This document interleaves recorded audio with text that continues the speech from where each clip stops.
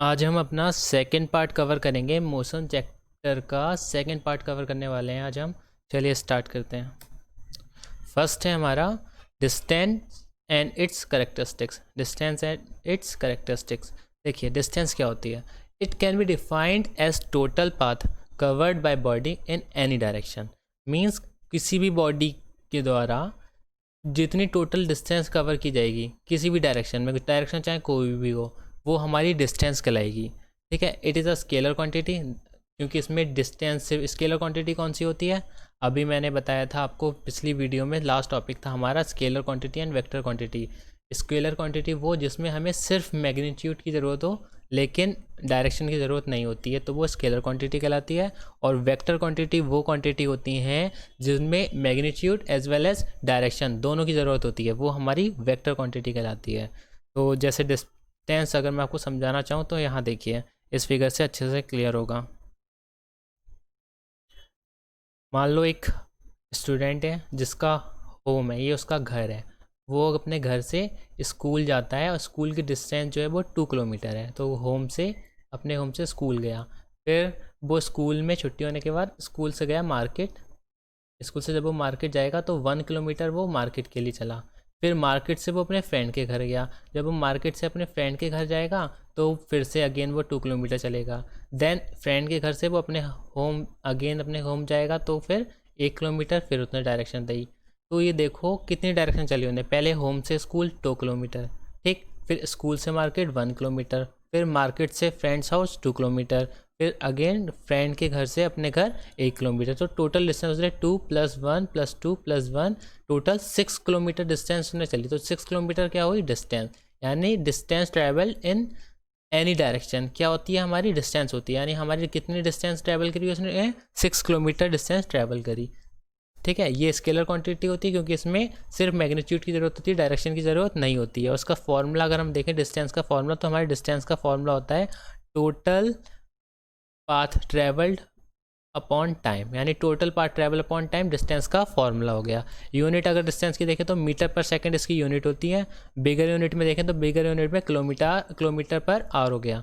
ठीक है, अब करेक्टरिस्टिक्स देख लेते हैं। Characteristics of distance, it can never be zero. It is not possible that body moves but the distance is zero. देखो, जो डिस्टेंस होती है वो कभी ज़ीरो नहीं हो सकती। अगर कोई भी बॉडी मूव कर रही है, अगर किसी बॉडी ने थोड़ा सा ही मूवमेंट हुआ तो वो ज़रूर उसने कोई डिस्टेंस ट्रैवल करी। बिना डिस्टेंस के कोई मूवमेंट हो ही नहीं सकता, तो डिस्टेंस कभी भी ज़ीरो नहीं हो सकती है। ठीक है, if a body travels different path then total distance is calculated by simply adding the magnitude of all the parts. जैसे अभी हमने किया था, उसने 2 किलोमीटर, फिर 1 किलोमीटर, फिर अगेन 2, फिर 1 किलोमीटर ट्रैवल करी, तो हमने सबको ऐड कर लिया और हमारे पास टोटल डिस्टेंस हमने निकाल ली। It is a scalar quantity. Okay, अब आया हमारा डिस्प्लेसमेंट। अब हमारा डिस्प्लेसमेंट क्या होता है, it is the shortest route travelled by a body in a given direction. देखो, डिस्प्लेसमेंट में हमें डायरेक्शन की ज़रूरत पड़ती है। Shortest route travelled by a body in given direction. देखो, और इट इज़ रिप्रेजेंटेड एस, इसे एस से रिप्रेजेंटेड करते हैं। इट इज़ वेक्टर क्वांटिटी, ये एक वेक्टर क्वांटिटी है। वेक्टर क्वांटिटी क्यों है, क्योंकि इसके लिए हमें डायरेक्शन की ज़रूरत पड़ती है एज वेल एज मैग्नीट्यूड। तो डिस्प्लेसमेंट देखो हम ऐसे समझ सकते हैं। सपोज़ ये ए बी और सी, ए बी सी हमारे क्या है, 3 फ्रेंड्स हैं। एक फ्रेंड का नाम ए है, एक का बी है, एक का सी है। ठीक है, ए को बी के घर जाना था, ए को बी के घर जाना है, बट ए को घर बी के घर का रास्ता नहीं पता, ए का और बी का घर कहाँ है। ये ए का घर है, ये सी का घर है, ये बी का घर है। ए को बी के घर जाना है बट उसे ए को रास्ता नहीं पता बी के घर का। तो लेकिन ए को सी के घर का रास्ता पता है, तो ए क्या करेगा, ए जाएगा पहले सी के घर, देन सी के साथ कहाँ जाएगा, बी के घर। तो यानी ए ने कितनी डिस्टेंस ट्रैवल करी, पहले ए टू सी 2 किलोमीटर, फिर सी टू बी 1 किलोमीटर, यानी टोटल 3 किलोमीटर की डिस्टेंस ट्रैवल करी ए टू सी फिर सी टू वी। लेकिन अगर ए को बी का घर पता होता तो ए क्या करता, ए अपने हाउस से डायरेक्ट इस वाली डायरेक्शन में, इस डायरेक्शन में चलता और सिर्फ 1.5 किलोमीटर चलता। जब वो 1.5 किलोमीटर चलता और ए से बी पहुंच जाता, यानी ये क्या हुआ, शॉर्टेस्ट रूट हुआ। यहाँ से देखो वो गया 3 किलोमीटर, तो ये लॉन्गेस्ट रूट में बैठा 3 किलोमीटर। लेकिन अगर वो इस गिवन डायरेक्शन में सीधा सीधा जाता तो उसे सिर्फ 1.5 किलोमीटर चलना पड़ता। इसका मतलब क्या हुआ, ये शॉर्टेस्ट रूट है इन अ गिवन डायरेक्शन। तो यही हुआ क्या, डिस्प्लेसमेंट, यानी ए टू बी क्या है, ए टू बी इसका डिस्प्लेसमेंट है, और अगर ए टू सी जाएगा, सी टू बी जाएगा, देन ये क्या, ये डिस्टेंस ट्रेवल्ड है। ये होता है हमारा डिस्प्लेसमेंट ए टू बी जो मैंने बताया। It can be zero. अब देखो ये ज़ीरो हो सकता है, जो डिस्प्लेसमेंट होता है वो ज़ीरो हो सकता है कैसे, अगर हमारी बॉडी जैसे ए था, ये ए का घर है, ए टू सी गया, देन सी टू बी गया, एंड अगेन बी टू ए वापस अपने घर आ गया, यानी वो जहाँ से स्टार्ट करी उसने पोजीशन, जहाँ से वो चलना स्टार्ट करता है, अगर उसी डायरेक्शन में वो बॉडी वापस आ जाती है, कोई बॉडी जिस डायरेक्शन से चलना स्टार्ट करती है उसी डायरेक्शन में वापस आके रुक जाती है, इसका मतलब उसका जो डिस्प्लेसमेंट हुआ है वो ज़ीरो का हुआ है, यानी डिस्प्लेसमेंट ज़ीरो हुआ है। डिस्टेंस कभी ज़ीरो नहीं हो सकती, बट डिस्प्लेसमेंट ज़ीरो हो सकता है। Again if body travels different path then total displacement is calculated by adding different vector. अब इसमें अगर पूरा निकालना है टोटल पाथ, तो हम क्या करेंगे, डिफरेंट वेक्टर्स को ऐड कर लेंगे, इसमें भी ऐड कर सकते हैं। अब देखो uniform and non uniform motion. अब ये वर्ड जो है यूनिफॉर्म एंड नॉन यूनिफॉर्म, ये पूरे चैप्टर में बहुत बार आएगा, इसे पहले क्लियर कर लो, यहीं पर याद कर लो। देखो जब भी यूनिफॉर्म आए, यूनिफॉर्म का मीन्स है equal intervals, sorry equal distance in equal interval of time. Uniform का मीन्स क्या है, यूनिफॉर्म का मीन्स है equal distances in equal interval of time. और नॉन यूनिफॉर्म का फिर क्या होगा, नॉन यूनिफॉर्म की जो डेफिनेशन है unequal distances in equal interval of time. क्या, unequal distances in equal interval of time. ये दोनों लाइनें याद रखो, ये पूरे चैप्टर में बार बार रिपीट होगी। चलो अब यूनिफॉर्म मोशन देखते हैं। यूनिफॉर्म मोशन क्या होता है, when body covers equal distances in equal interval of time the body is said to be in uniform motion। Means अभी बताया था इक्वल डिस्टेंस और इक्वल इंटरवल ऑफ टाइम में अगर कवर करेगी कोई बॉडी तो उसका मोशन क्या कहलाएगा, उसका मोशन यूनिफॉर्म मोशन कहलाएगा। एग्जाम्पल देख लो, a train running at a speed of 90 kilometre per hour, let's say a train is traveling to Delhi and it's cover the same distance in the same interval of time। Means देखो पहले घंटे में कोई train है वो दिल्ली जा रही है, ठीक है, फर्स्ट आवर में वो 90 किलोमीटर चली, देन अगेन सेकंड आवर में भी 90 किलोमीटर चलेगी, तो 90 + 90 180 हो गया। फिर अगेन थर्ड आवर में भी क्या होगा, थर्ड आवर में भी वो 90 चलेगी, फिर 270 हो जाएगी इसकी, यानी हर घंटे में 90 बढ़ी। हर घंटे में कितने किलोमीटर तय कर रही है ट्रेन, 90 किलोमीटर तय कर रही है। इसका मीन्स क्या हुआ कि ये हमारा एक क्या है, यूनिफॉर्म मोशन है। ट्रेन का मोशन क्या कहलाएगा, यूनिफॉर्म मोशन कहलाएगा, क्योंकि हर घंटे में 90 ट्रैवल कर रही है ट्रेन, इसलिए उसका मोशन यूनिफॉर्म मोशन है। ये देखो समझने के लिए ग्राफ बना दिया मैंने यूनिफॉर्म मोशन का ग्राफ। देखो ये एक्स एक्सिस है, इसको हमने डिनोट करा है टाइम से, ये टाइम दिखा रही है, यानी टाइम इन मिनट्स। ये वाली एक्सिस पे हम टाइम देख रहे हैं, और ये जो वाई एक्सिस होती है हमारी, ये वाली एक्सिस, इस पे हम डिस्टेंस ट्रैवल देखना है कि डिस्टेंस मीटर में, कि कितने डिस्टेंस मीटर कवर हुई।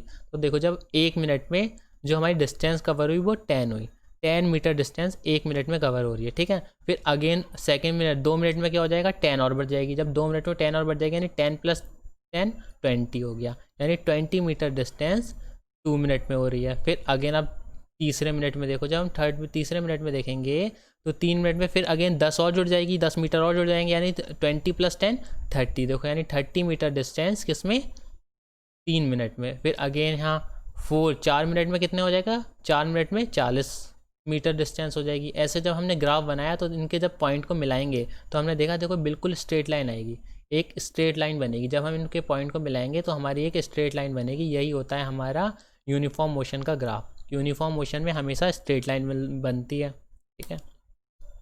अब देखो नॉन यूनिफॉर्म मोशन क्या होता है, when body covers unequal distance in is equal interval of time, इसने इन होगा यहाँ पर, when body covers unequal distance in equal interval of times, यानी डिस्टेंस अनइक्वल है but interval time equal interval of time है, बट डिस्टेंस क्या है, unequal. Her interval of time में जो डिस्टेंस है वो अनइक्वल हो जा रही है, यानी ये हमारा नॉन यूनिफॉर्म मोशन होगा।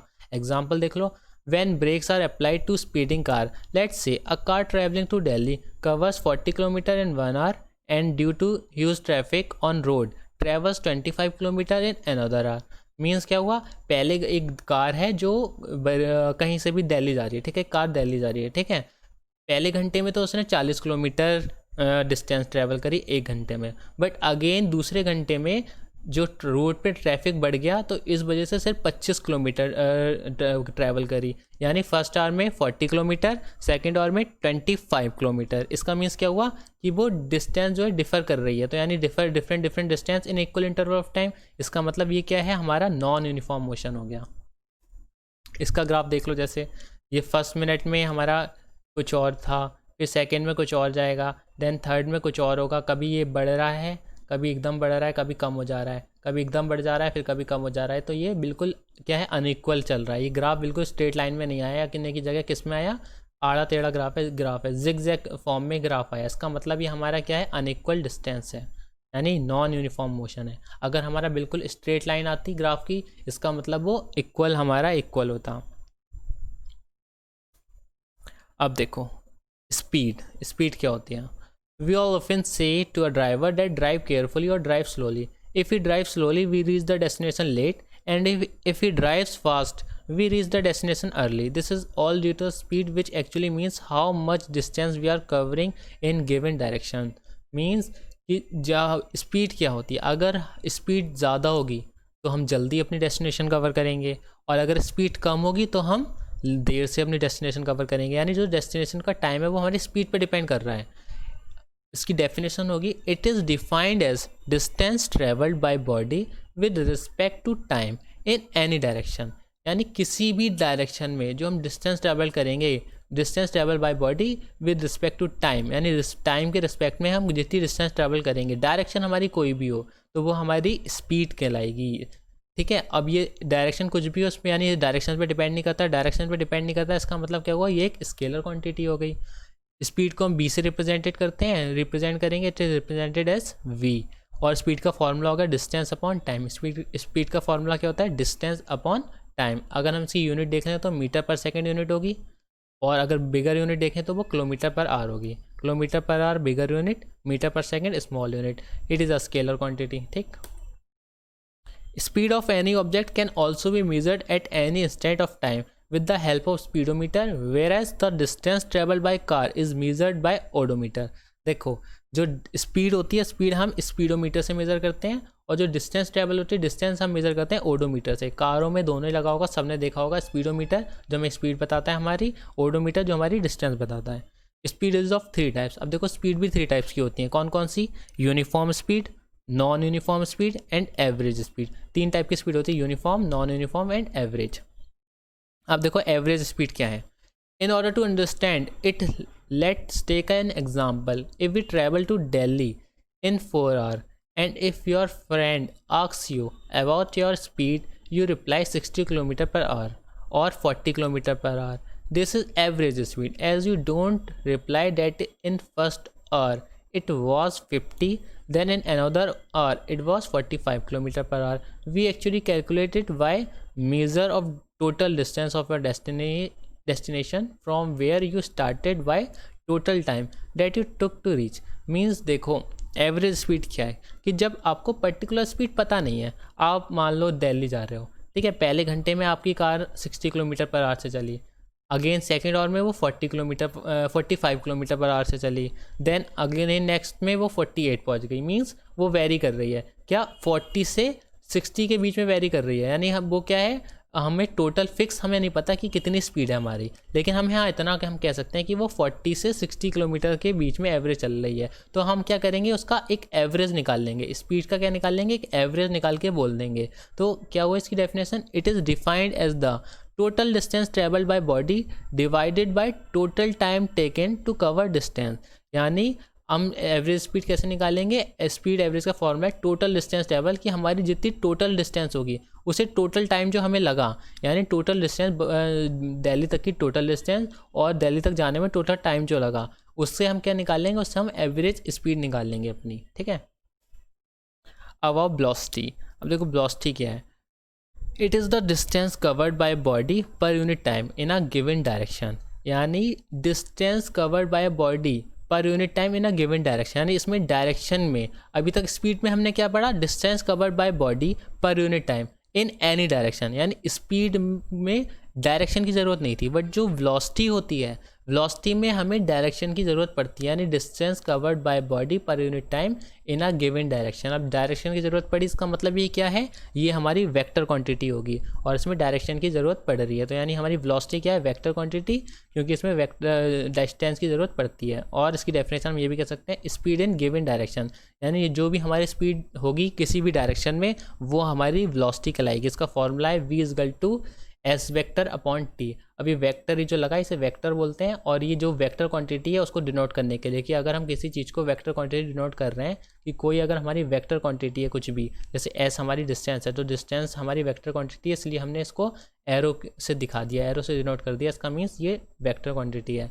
तो यानी v is equal to S vector upon T इसका फॉर्मूला हो गया। इसकी अगर हम यूनिट देखें तो यूनिट इसकी मीटर पर सेकेंड होती है और bigger unit kilometre per hour होती है, ठीक है। और ये वेक्टर क्वांटिटी है, it is a complete quantity. Types of velocity, ठीक है। अब वेलोसिटी के टाइप अगेन वही यूनिफॉर्म वेलोसिटी होगी, नॉन यूनिफॉर्म वेलोसिटी होगी, एवरेज वेलोसिटी होगी। अब देखो यूनिफॉर्म वेलोसिटी क्या होगी। Let's take an example, suppose we are travelling to Delhi and we are covering the same distance like in each our, we cover 60 kilometre in specified direction, then the body is said to be traveling with uniform velocity।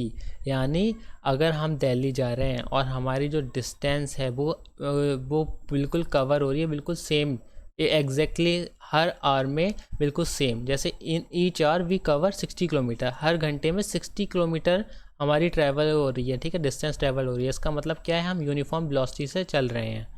When a body covers equal distances is equal in equal interval of time in a straight line, यानी uniform velocity की definition अगर हम कहें equal distance in equal interval of time in a straight line, ये हमारी uniform velocity की definition हो गई। ये इसका ग्राफ बना दिया है, सेम वही ग्राफ है, बार बार अगेन वही चीज़ रिपीट हो रही है। अब देखो नॉन यूनिफॉर्म वेलोसिटी क्या है।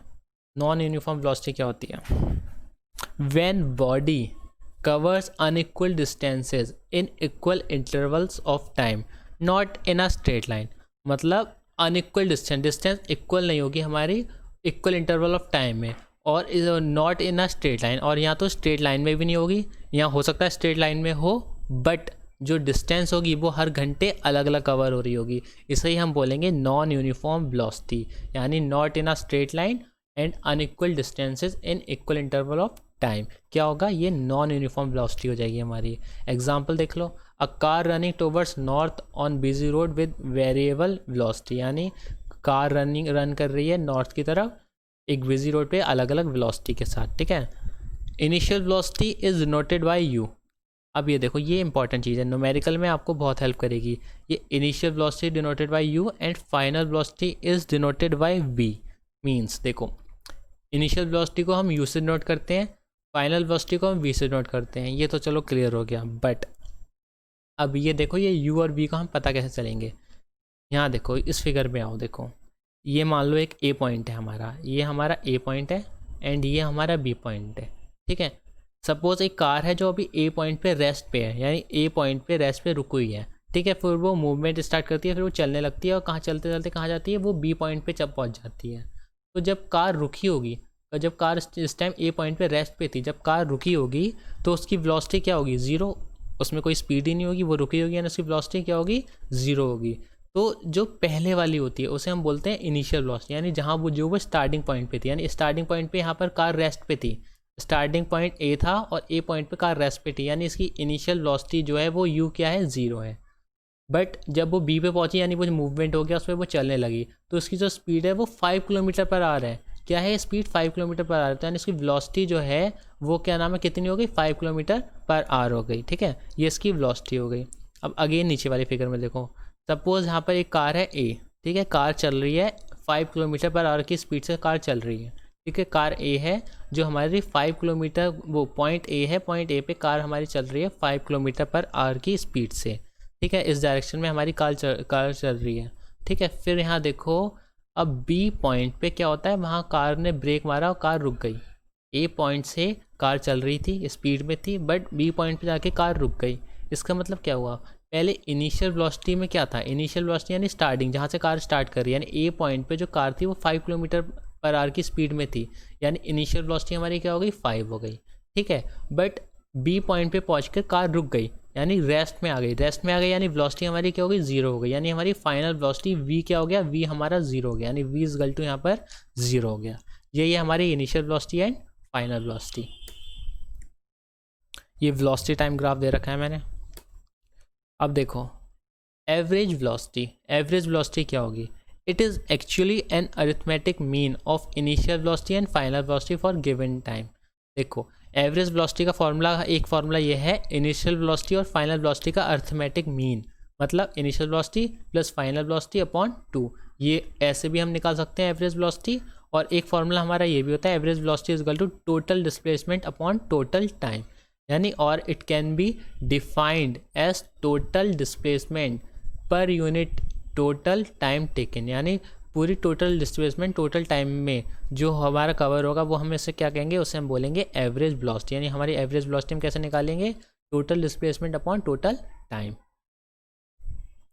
अब आया हमारा एक्सेलरेशन। एक्सेलरेशन देखो एक्सेलरेशन क्या होता है, whenever the velocity increases और decreases with time the another quantity comes in to notice and that is acceleration. यानी कोई भी जब किसी भी चीज़ की हमारी वेलोसिटी अगर बढ़ रही है या कम हो रही है, वेलोसिटी अगर बढ़ रही कम हो रही है तो हमें एक नई चीज़ मिलती है, वो उसे हम बोलते हैं एक्सेलरेशन। अब एक्सेलरेशन क्या होता है, is defined, acceleration is defined as the rate of change of velocity with time, यानी rate of change of velocity with time, यानी टाइम के साथ जो वेलोसिटी चेंज होगी उसे ही बोलेंगे हम एक्सेलरेशन। यानी अभी हमने देखा था वेलोसिटी स्पीड पे डिपेंड कर रही है, और यहाँ पर एक्सेलरेशन किस पे डिपेंड कर रहा है, एक्सेलरेशन वेलोसिटी पे डिपेंड कर रहा है, यानी velocity change of velocity with time. इसका फॉर्मूला देख लो, acceleration is equal to change in velocity upon time. Acceleration या फिर चेंज इन वेलोसिटी का फॉर्मूला क्या होता है, चेंज इन वेलोसिटी कैसे निकालते हैं, final velocity minus initial velocity, यानी V minus U upon T. इसका यानी ये फॉर्मूला ये भी हो सकता है, एक्सेलरेशन को हम ए से डिनोट करते हैं, एक्सेलरेशन को हम ए से डिनोट करते हैं, यानी A is equal to final velocity को हम डिनोट करते हैं वी से, माइनस इनिशियल वेलोसिटी को हम डिनोट करते हैं यू से, और टाइम तो हम टी से डिनोट करते ही करते हैं, यानी A is equal to V minus U upon T. ये हमारा एक्सेलरेशन का फॉर्मूला हो गया। अब देखो एक्सेलरेशन किस पे डिपेंड कर रहा है, एक्सेलरेशन हमारा वेलोसिटी पे डिपेंड कर रहा है। वेलोसिटी हमारी क्या होती है, वेक्टर क्वांटिटी होती है, तो जब वेक्टर वेलोसिटी हमारी वेक्टर क्वांटिटी है, यानी एक्सेलरेशन भी हमारा वेक्टर क्वांटिटी होगा। यहाँ देखो अब एक्सेलरेशन की जो यूनिट होती है वो होती है मीटर पर सेकंड स्क्वायर, ये स्क्वायर है, ध्यान रखना स्क्वायर लगा हुआ है, सेकंड का स्क्वायर यानी मीटर पर second square. It is a vector quantity, एक वेक्टर क्वांटिटी है। Please note if velocity increases with time positive acceleration. Okay देखो जब अब हमारी वेलोसिटी बढ़ेगी टाइम के साथ, वेलोसिटी जैसे जैसे बढ़ेगी इसका मतलब एक्सेलरेशन हमारा पॉजिटिव भी होगा और एक्सेलरेशन भी बढ़ेगा, ठीक है। If velocity decreases with time, और अगर वेलोसिटी कम हो रही है, यानी कार में जब हम ब्रेक मारेंगे रुक रही है कार, तो यानी उसकी वेलोसिटी कम हो रही है, इसका मतलब हमारा निगेटिव एक्सेलरेशन होगा।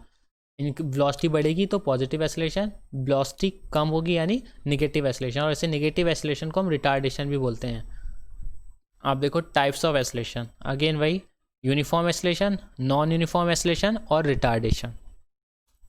यूनिफॉर्म एक्सेलरेशन क्या होता है, suppose we are travelling to Delhi from Chandigarh and our velocity increases in equal amount, like initially it was 50 metre per second, then it becomes 70 meter per second, then 90 meter per second in equal interval of time and in a straight line, then the acceleration comes into play as velocity as undergoing a change। Okay देखो uniform acceleration, मान लो suppose करो हम दिल्ली से चंडीगढ़ जा रहे हैं, तो जो हमारी वेलोसिटी है वो पहले घंटे में 50 मीटर पर सेकेंड थी, ठीक है, फिर वो 70 मीटर पर सेकेंड हो गई, फिर वो 90 मीटर पर सेकेंड हो गई, यानी कितने का गैप से बढ़ रही है, 20 की गैप से बढ़ रही है। पहले 50, फिर 50 में 20 ऐड करो तो यानी 70, फिर अगेन नेक्स्ट आवर में फिर 20 ऐड करो फिर 90 हो गई, यानी इक्वली बढ़ रही है, हर आवर में 20 बढ़ रही है, यानी हमारा क्या हो गया, ये हमारा यूनिफॉर्म एक्सेलरेशन से बढ़ रही है, यानी वेलोसिटी अगर इक्वल बढ़ रही है तो एक्सेलरेशन भी हमारा यूनिफॉर्म होगा। When a velocity of a body undergo equal changes in velocity in equal interval of time, यानी equal change in velocity in equal interval of time in a straight line, क्या होगा, uniform acceleration कहलाएगा। अगर example देखें तो freely falling body means अगर हम काफ़ी ज़्यादा ऊंचाई से किसी बॉडी को छोड़ दें, ऊंचाई पे जाके किसी भी चीज़ को छोड़ दें, तो वो जो सेम वेलोसिटी से और बिल्कुल सेम पाथ में ट्रैवल करेगी, बिल्कुल सीधी सीधी नीचे आएगी, बिल्कुल सेम पाथ ट्रैवल करेगी, और जो उसकी वेलोसिटी होगी वो भी सेम रहेगी। तो यानी वो क्या कर रही है, वो एक यूनिफॉर्म एक्सेलरेशन कर रही है। अब देखो non uniform acceleration. Non uniform acceleration हमारा क्या होता है, suppose in a similar as we took for uniform acceleration, if increases or decreases in velocity is not regular and not in specified direction, then it falls in the category of non-uniform acceleration। means वही चीज़, अगर किसी भी चीज़ की जो उसकी जो velocity है वो बिल्कुल इक्वली ना बढ़े ना घटे, मतलब इक्वल ना हो, velocity में जो चेंज है वो अनइक्वल हो और स्ट्रेट लाइन में ना हो, इसका मतलब क्या होगा, वो नॉन यूनिफॉर्म एक्सेलरेशन होगा। When velocity undergoes unequal changes in equal interval of time and direction may not be in straight line, means unequal change हो velocity में with interval of time में, और जो हमारी डायरेक्शन हो वो भी हमारी स्ट्रेट लाइन ना हो, तो वो हमारा क्या होगा, वो हमारा नॉन यूनिफॉर्म एक्सेलरेशन होगा। एग्जाम्पल देख लो, एग्जाम्पल होगा इसका body moving with variable velocity, यानी कोई भी बॉडी जो मूव कर रही है अलग अलग वेलोसिटी से, वेरिएबल मतलब अलग अलग वेलोसिटी से, तो वो हमारा नॉन यूनिफॉर्म एक्सेलरेशन हो जाएगा। अब आओ रिटार्डेशन। रिटार्डेशन क्या होता है, बहुत सिंपली चीज़ है। रिटार्डेशन यानी जो हमारी वेलोसिटी धीरे धीरे कम हो रही है, जैसे कि मान लो सपोज एक कार है, कार चल रही थी, कार ब्रेक मार के रुक गई, तो यानी कार में क्या हुआ, कार में रिटार्डेशन हुआ। तो acceleration is said to be retardation when velocity decreases with time, यानी वेलोसिटी का डिक्रीज होना विद टाइम से क्या कहलाता है, रिटार्डेशन कहलाता है। जैसे slowing down of a car, Newton's equation of motion. Okay, ये यानी कार का स्लोइंग डाउन ऑफ कार, यानी कार का रुकना, इसका एक एग्जांपल है। अब आया देखो न्यूटन्स इक्वेशन ऑफ मोशन। अब हमारी न्यूटन्स इक्वेशन ऑफ मोशन आई, बहुत इस चैप्टर की सबसे इंपॉर्टेंट चीज़ है। न्यूटन ने 3 इक्वेशन दी थी मोशन की, जिसे हम बोलते हैं Newton's equation of motion. First equation है हमारी v is equal to U plus A T. Second equation है हमारी s is equal to U T plus half A T square. और थर्ड इक्वेशन है हमारी v square is equal to U square plus 2as। अब यहाँ देखो जो v होता है, v हमारा होता है फाइनल वेलोसिटी, u होता है हमारा इनिशियल वेलोसिटी, a होता है हमारा एक्सेलरेशन, और t होता है हमारा टाइम। यहाँ देखो s होता है हमारा डिस्टेंस और डिस्प्लेसमेंट, u पता ही है इनिशियल वेलोसिटी हो गई, t time, a acceleration, t time. यहाँ v हमारा क्या होता है, v हमारा फाइनल वेलोसिटी, u हमारा इनिशियल वेलोसिटी, ए हमारा एक्सेलरेशन और एस हमारा डिस्टेंस और डिस्प्लेसमेंट। ये 3 इक्वेशन न्यूटन ने दी थी, बहुत ही इंपॉर्टेंट है। अब ये चैप्टर आपका ऑलमोस्ट कंप्लीट हो चुका है, पूरा चैप्टर कंप्लीट हो गया है। बस इसमें 2 ही टॉपिक बचे हैं, न्यूटन्स इक्वेशन ऑफ मोशन कैसे कैसे, एक हमारी बची है graphically representation of Newton equation of motion, और दूसरा हमारा बचा है न्यूमेरिकल रिप्रेजेंटेशन। हम इसका वेरीफाई, हमें इसे प्रूव करना है। न्यूटन की जो 3 इक्वेशन है इन्हें हमें क्या करना है, प्रूव करना है बाय ग्राफिकली और बाय न्यूमेरिकली। तो ये हम बाद में करेंगे। बाकी पूरा चैप्टर आपका कंप्लीट हो चुका है, अब कुछ नहीं बचा इस चैप्टर में, बस ये जो 3 इक्वेशन वेरीफाई करनी बची है ये मैं बाद में कराऊँगा। ठीक है, ये इस वीडियो का एंड है। चलिए, God bless you all.